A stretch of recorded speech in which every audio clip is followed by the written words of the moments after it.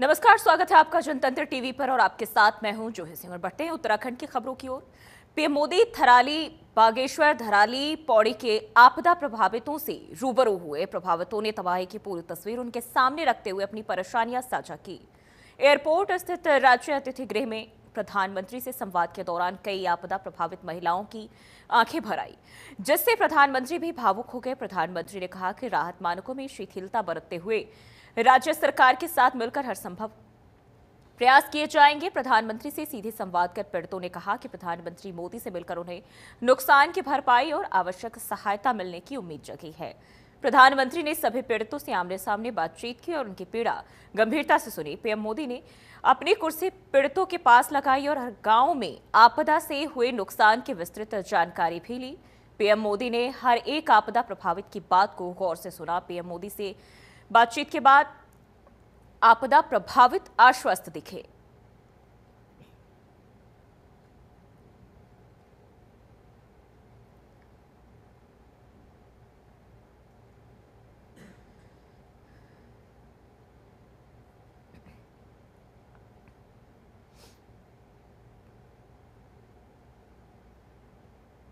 और देवभूमि उत्तराखंड अपनी अद्भुत प्राकृतिक सुंदरता और आस्था से जुड़ी पहचान के लिए जाना जाता है। हाल के वर्षों में कई प्राकृतिक आपदाओं का सामना भी कर चुका है। बाढ़, भूस्खलन और बादल फटने जैसी घटनाओं ने राज्य के विकास और जनजीवन पर गहरी छाप छोड़ी है, लेकिन इन चुनौतियों के बीच भी एक नई उम्मीद जन्म ले रही है। और यह उम्मीद पीएम मोदी और सीएम धामी की मजबूत केमिस्ट्री से पैदा हुई, जिसे देश भर में आपदा प्रबंधन का नया मॉडल कहा जा रहा है।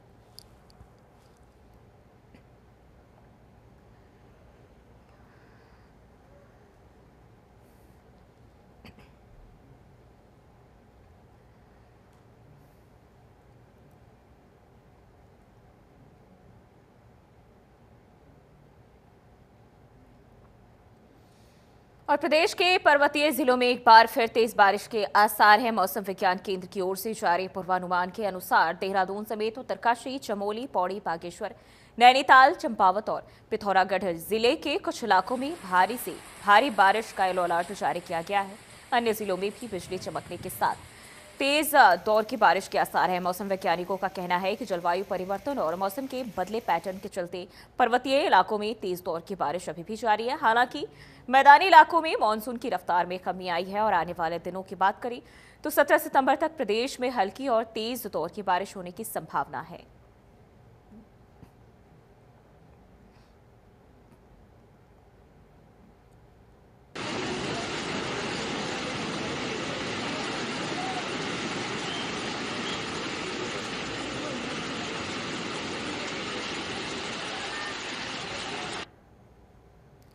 तो आपको बताते चले, भारी बारिश का येलो अलर्ट देहरादून, चमोली, उत्तरकाशी, पौड़ी, बागेश्वर, नैनीताल, पिथौरागढ़ और चंपावत ये वो जगह है जहां अलर्ट जारी किया गया है। तो भारी बारिश का येलो अलर्ट मौसम विभाग की तरफ से आपको बताते चले। उत्तराखंड में लगातार बारिश का दौर जारी है और बागेश्वर, चंपावत, नैनीताल, पिथौरागढ़ ये तमाम वो जगह है जहां अलर्ट जारी किया गया है।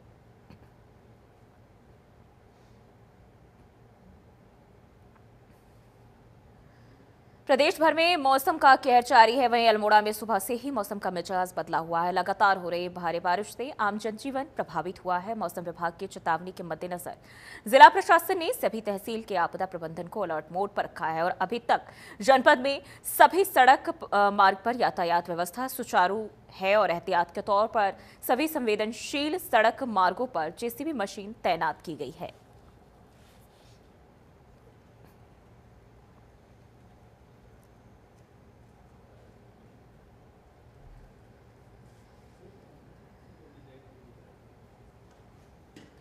तो आपको बताते चले, लगातार हो रही भारी बारिश ने लोगों के जीवन को प्रभावित किया है और ऐसे में आपदा प्रबंधन भी इस वक्त अलर्ट मोड पर।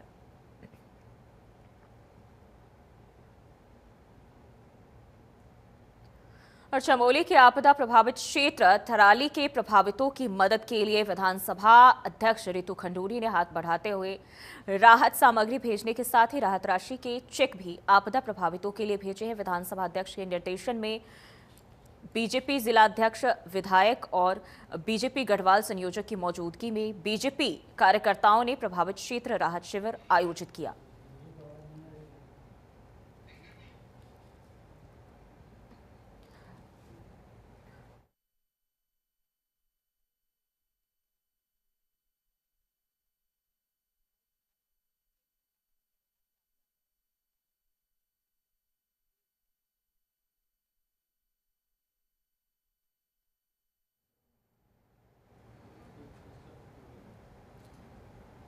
उत्तराखंड में बारिश के चलते कई नदियां उफान पर है और इसी बीच उत्तरकाशी से एक गाय की रेस्क्यू की तस्वीरें भी सामने आई है, जिसमें फायर टीम बड़कोट के जवानों ने यमुना नदी के बीच में फंसी एक गाय को बचाते हुए नजर आ रहे हैं। और बताया जा रहा है कि गाय यमुनोत्री की तरफ से बहकर आई थी, जो टापू में रेत और बोल्डर के बीच फंस गई थी और काफी दिनों से भूखी भी थी। फायर टीम बड़कोट को सूचना मिली कि नदी के तेज बहाव के बीच एक गाय फंस गई है। जानकारी मिलते ही फायर टीम मौके पर पहुंची और नदी के तेज बहाव के बीच से गाय को एक रस्सी के सहारे बाहर निकाल लिया। और आप तस्वीरों में देख सकते हैं किस तरह अग्निशमन की टीम का एक सिपाही यमुना नदी में एक छड़ी लेकर नदी की गहराई को देखते देखते गाय की तरफ बढ़ता हुआ नजर आ रहा है और इसके बाद गाय को एक रस्से से बांधकर यमुना नदी से रेस्क्यू किया गया।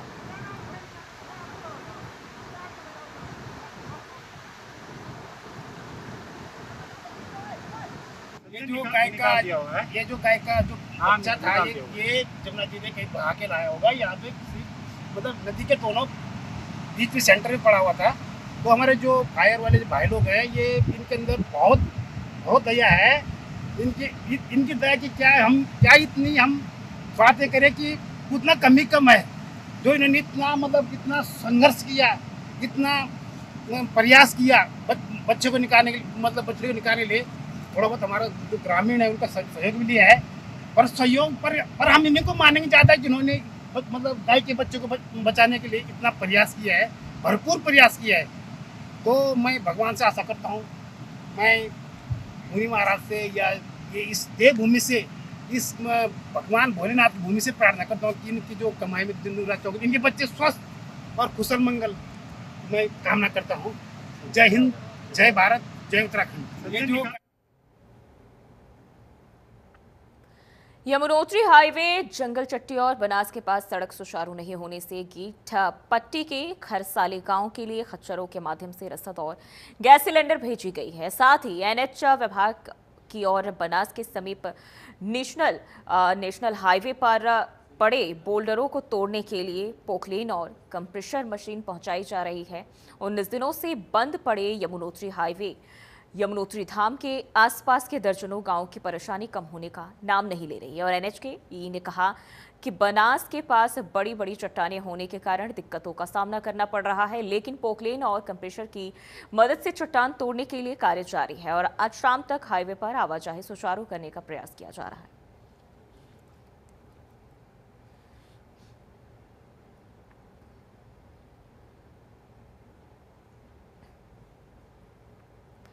और जिलाधिकारी ने कार्यालय में आए लोगों की समस्याओं के समाधान के लिए सभी संबंधित अधिकारियों को तत्काल संज्ञान लेने के निर्देश दिए हैं और उन्होंने कहा कि किसी भी नागरिक की समस्या का तत्काल समाधान किया जाए और कार्यों में किसी भी प्रकार का टाल मटोल नहीं किया जाना चाहिए। जिलाधिकारी खुद अपने कार्यालय में समस्या लेकर आ रहे नागरिकों की तत्काल सुनवाई कर रहे हैं।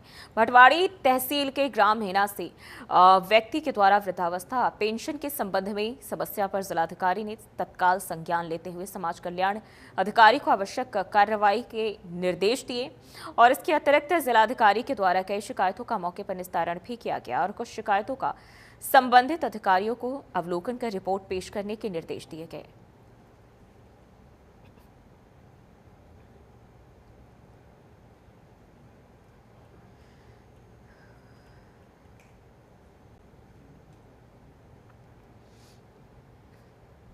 और उत्तराखंड के मुख्य सचिव आनंद वर्धन हरिद्वार पहुंचे। आनंद वर्धन ने कुंभ मेला क्षेत्र का व्यापक निरीक्षण किया और तैयारियों की जमीनी हकीकत का जायजा भी लिया। मेला क्षेत्र में साफ सफाई, बिजली, पानी और सुरक्षा व्यवस्थाओं को लेकर अधिकारियों को कड़े निर्देश भी दिए। ट्रैफिक मैनेजमेंट, पार्किंग और श्रद्धालुओं की सुविधाओं पर खास जोर देने को कहा। सरकार 2027 के कुंभ मेले को दिव्य और भव्य बनाने के लिए अभी से रणनीति शुरू कर चुकी है।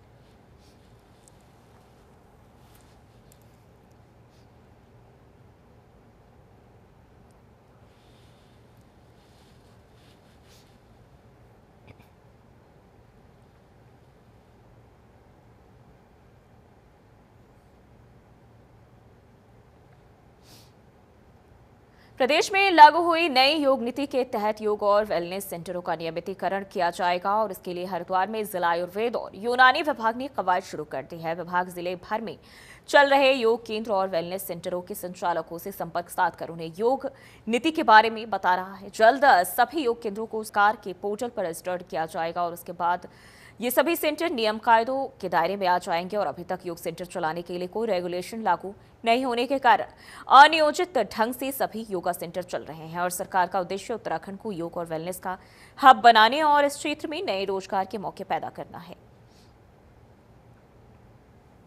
जनपद हरिद्वार में संचालित योग और नेचुरोपैथी सेंटर्स के संचालकों को आमंत्रित किया गया और इस योग नीति के बारे में बताया गया। साथ ही हमारे द्वारा उनको अपनी सरकार पोर्टल पर रजिस्टर करने के लिए भी प्रेरित किया गया। इस पोर्टल पर रजिस्टर करने से उनको भविष्य में सरकार के द्वारा जो सब्सिडी दी जाएगी, अपने सेंटर्स को डेवलप करने में जो सहायता दी जाएगी, उसमें भी मदद की जाएगी। अभी तक पूरे स्टेट में कोई भी ऐसी नॉर्म्स नहीं थे जिससे कि हम उसकी सुविधाओं का आकलन कर सकें, लेकिन गवर्नमेंट ने अब एक स्टैंडर्डाइज्ड फॉर्मेट डेवलप किया है जिसमें उनके द्वारा क्या क्या सुविधाएं दी जा रही हैं यह मेंशन करना आवश्यक होगा। उनके पास क्या क्या स्पेशलिस्ट की सुविधाएं हैं यह भी मेंशन करना होगा। उनके जो स्पेशलिस्ट हैं उनके पास क्या एजुकेशनल क्वालिफिकेशन है यह भी उनको मेंशन करना होगा। पुलिस लाइन रोशनाबाद में एसएसपी ने परेड के दौरान जिले के सभी पुलिस ऑफिसर्स और राजपत्रित अधिकारियों की फिटनेस की परीक्षा ली, जिसमें हरिद्वार जनपद के यातायात पुलिस से लेकर सभी राजपत्रित अधिकारियों ने शिरकत की। एसएसपी हरिद्वार को सलामी देने के बाद परेड मैदान में जवानों के द्वारा असलहे के साथ दौड़ लगाई गई और उसके बाद ड्रिल का अभ्यास किया गया। एसएसपी ने परेड मैदान के बाद पुलिस लाइन परिसर में भ्रमण भी किया और इसके साथ ही मेस और अन्य विभागों का भी निरीक्षण किया और मेस में पुलिस कर्मियों के लिए बनने वाले खाने की गुणवत्ता को सुधारने के आदेश भी दिए।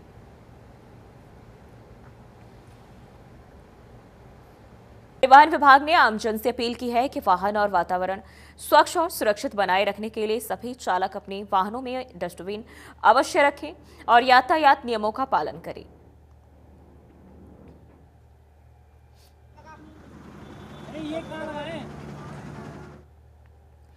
हरिद्वार के रानीपुर क्षेत्र स्थित शिवलोक कॉलोनी में एक दिल दहला देने वाली वारदात सामने आई। एक एसीएमओ ड्राइवर ने लोहे की रॉड से हमला कर अपनी प्रेमिका की हत्या कर दी। वारदात को अंजाम देने के बाद आरोपी सीधे रानीपुर कोतवाली पहुंचा और आत्मसमर्पण कर दिया।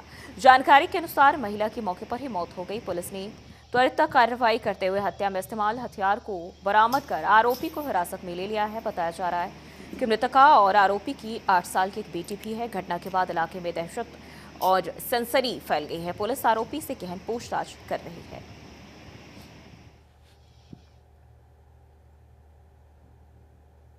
रुड़की के झबरेड़ा थाना क्षेत्र के कोतवाल आलमपुर गांव से एक हैरान करने वाला मामला सामने आया है, जहां पर स्थित राजकीय प्राथमिक विद्यालय कोतवाल आलमपुर 2 में 2 शिक्षकों पर हैवान बनकर एक 7 साल के मासूम बच्चे के साथ डंडे से मारपीट करने का आरोप लगाया गया है। आरोप है कि शिक्षक मासूम बच्चे को घर बुलाने आया था, जहां पर शिक्षक के द्वारा बच्चे के साथ मारपीट की गई है। बच्चे के परिवार का आरोप के बाद में विद्यालय में भी बच्चे के साथ डंडे से मारपीट की गई, जिसके बाद ग्रामीणों के द्वारा जमकर हंगामा किया गया और इसके साथ ही पुलिस को तहरीर देकर आरोपी शिक्षकों पर कार्रवाई की मांग की है। एसपी देहात ने बताया कि पुलिस इस मामले में मुकदमा दर्ज करने की तैयारी कर रही है।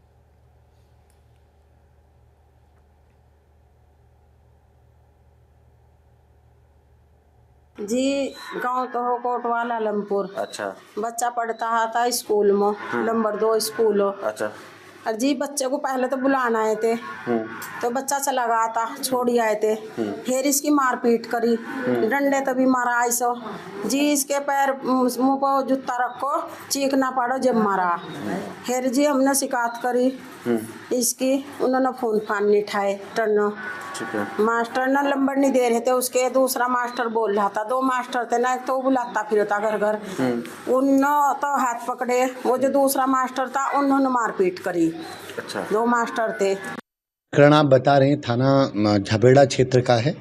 एसओ ने मुझे अपडेट दिया था कि किसी सरकारी स्कूल में पढ़ने वाले बच्चे के साथ टीचरों के द्वारा क्रूरता बरती गई है, जिसका प्रमाण शायद वो दे रहे हैं।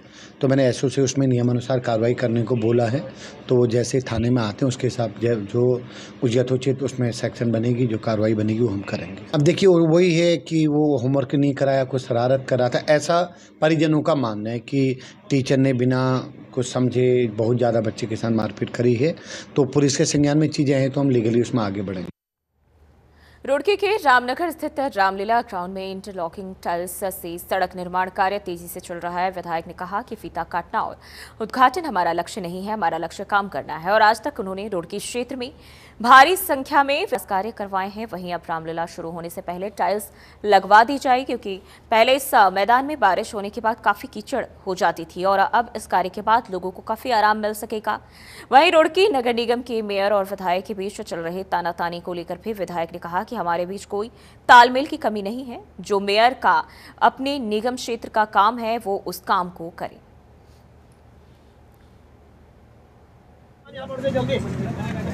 देखिए, भारत माता की जय। हमारे सनातन धर्म और हिंदू धर्म के बहुत बड़े त्यौहार जो है वो आ रहे हैं। दिवाली है, दशहरा है, अभी जन्माष्टमी और गणेश चतुर्थी आप पर होने मनाई। रामलीला ग्राउंड हमारा ऐतिहासिक ग्राउंड है। यहाँ पर हर वर्ष रामलीला होती है। मैं बताऊँ कि 65 साल से लगातार रामलीला चल रही है यहाँ पर। तो इस बार भी रामलीला समय पर शुरू होनी है, तो उसके तहत ही हम लोगों ने यहाँ पर डलॉक टाइल्स लगा रहे हैं, ताकि जो श्रद्धालु आते हैं रामलीला देखने और भजन सुनने, उनको दिक्कत ना हो बैठने में। बारिश के समय काफ़ी यहाँ पे दलदल हो जाती है, तो उसके तहत यहाँ पे कमेटी द्वारा मेरे से रिक्वेस्ट करी गई थी, तो यहाँ पर टाइल्स का कार्यक्रम चल रहा है। और रामलीला के शुरू से पहले यहाँ पर टाइल्स जो है कलर टाइल्स लगा दी जाएगी। कितने बजट से काम हो रहा है सर, और इसकी गुणवत्ता कैसे आप ऐसे कि भाई बहुत बेहतर काम हो? देखिए, टाइल्स में गुणवत्ता की ज़्यादा नहीं होती। टाइल्स टेस्टेड आती हैं, PWD द्वारा कार्य हो रहा है। और मैं सोचता हूँ कि टाइल कंप्रेसर से चेक होकर आती हैं, और PWD के अधिकारी भी यहाँ पर है जिन्होंने टाइल टेस्ट करी है, और बहुत हेवी टाइल्स लग रही है यहाँ पर। अगर आप इसके ऊपर डबल 10 टायर ट्रक भी चढ़ाएंगे तो मैं सोचता हूँ कि ये टाइल्स को कुछ नहीं होगा। पंजाब में बाढ़ पीड़ितों के प्रति राहत सामग्री की एक खेप हरिद्वार जिले के भगवानपुर से रवाना हुई, जिसमें लगभग 15 लाख की रोजमर्रा की जरूरतों का सामान और 5 लाख रुपए नगद भेजे गए। गाड़ियों में भरे हुआ पैकेट अनाज, आटा, तेल, शैम्पू, साबुन, गद्दी, चादरें और खाद्य सामग्री भेजी गई है। टीम के साथियों ने बताया कि पंजाब देश के लिए हमेशा खड़ा रहता है। आज पंजाब को जरूरत है तो हम पंजाब के साथ हैं, और ये पहली मदद जो है वो भेजी जा रही है। जरूरत पड़ने पर आगे भी भेजी जाएगी। जो आपदा आई है, बाढ़ आई है, उनको इस टाइम हमारी जरूरत है। जब कभी भी किसी भी राज्य में हिंदू हो, मुस्लिम हो, किसी पर भी संकट आता है तो सबसे पहले पंजाब दिखता है। तो हम छोटी सी ये मदद कर रहे हैं। हमने ढंडेरा, सिगरोडा, गढ़मीरपुर और ये सिरचंदी, आसपास के गांव सब इकट्ठा होकर मदद इकट्ठी की है, और ये पहली किस्त हम वहाँ पर भेज रहे हैं। इंशाल्लाह अगर उनको और जरूरत होगी और भी हम उनकी मदद करेंगे। हमारा मेडिकल कैंप भी वहाँ पर राव मुशर्रफ अली ने लगा रखा है, जो किसान यूनियन संग्राम के अध्यक्ष हैं। दवाइयों की भी इसमें हम फैसिलिटी कर रहे हैं, और जो भी हमारे से मदद होगी वो पूरी हम मदद करेंगे। एक डॉक्टर का कैंप भी लेके जा रहे हैं, डॉक्टर भी हमारे साथ मौजूद है। हम वहाँ पे जाके कैंप भी लगाएंगे। हमारे पास सभी तरह की दवाइयाँ भी हैं, हम दवाई भी देंगे। हमारे साथ डॉक्टर की कैंप की टीम है, तो इंशाल्लाह हम डॉक्टर की टीम को ले जाकर वहाँ पर कैंप लगाएंगे। लोगों को राहत होगी इससे। देखने वालों को आदाब और जोर से बोलो। हम जो सिकंदरपुर भैंसवाल जिला हरिद्वार से अपनी राहत समृद्धि लेकर निकल रहे हैं, और भाईचारा सबके लिए, एकता के लिए, और दुआ करते हैं अपने भाइयों से दुआ भी करो। और भगवानपुर थाना क्षेत्र के सिकंदरपुर भैंसवाल गांव के तालाब से युवक का शव मिलने से सनसनी फैल गई। मृतक की पहचान बिहार निवासी शिवम के रूप में हुई है, जो स्थानीय पंखा बनाने वाली कंपनी में काम करता था। गांव के लोगों के मुताबिक मृतक हाल ही में किसी से उसका झगड़ा हुआ था और आशंका जताई जा रही है कि मामला हत्या का हो सकता है। और घटना की जानकारी मिलते ही भगवानपुर पुलिस मौके पर पहुंची और शव को कब्जे में लेकर पोस्टमार्टम के लिए भेजा। गांव और आसपास के इलाके में दहशत फैल गई है। पुलिस ने जांच शुरू कर दी है और जल्द ही दोषियों पर कड़ी कार्रवाई होगी।